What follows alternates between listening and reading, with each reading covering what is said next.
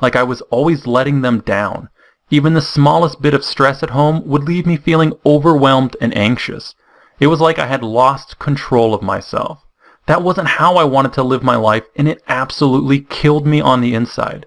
Finally, I parked my car in the street, dragged myself to the door, and then it happened. As I opened the door, I was greeted by my super excited 2-year-old son. This little guy had more than enough energy to light up a city block.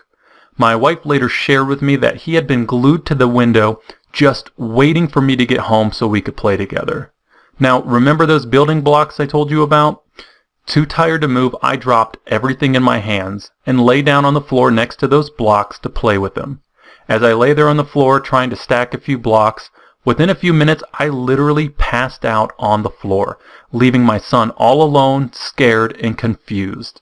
About an hour had passed before my wife was finally able to wake me for dinner.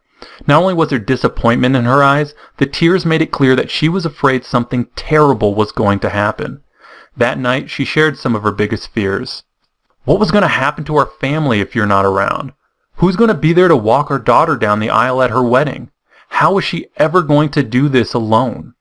This wasn't fair to my family, especially not our children. I felt this uncontrollable and agonizing sense of guilt. I felt worthless and that I was failing my family. And that hurt worse than anything. It was a wake-up call.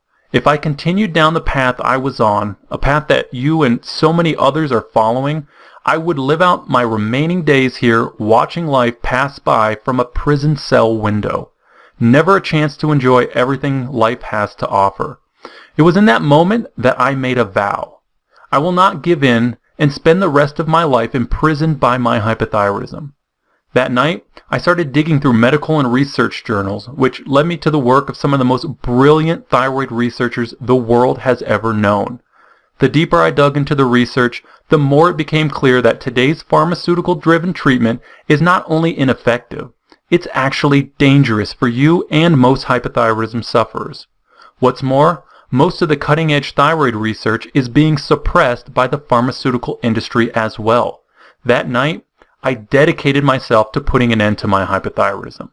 And over the next 3 months, I began to systematically test and formulate the plan that would free me from this life-draining condition. And today, I'm going to share it with you, so keep watching. Remember, despite my success in eliminating my own hypothyroidism and in helping thousands of others do the same, I'm really no different than you.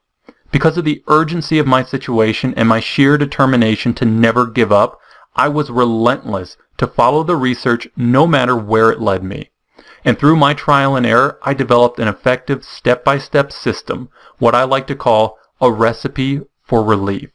This is a system that allows people just like us to live the life you've always wanted, free from the burdens of debilitating thyroid symptoms.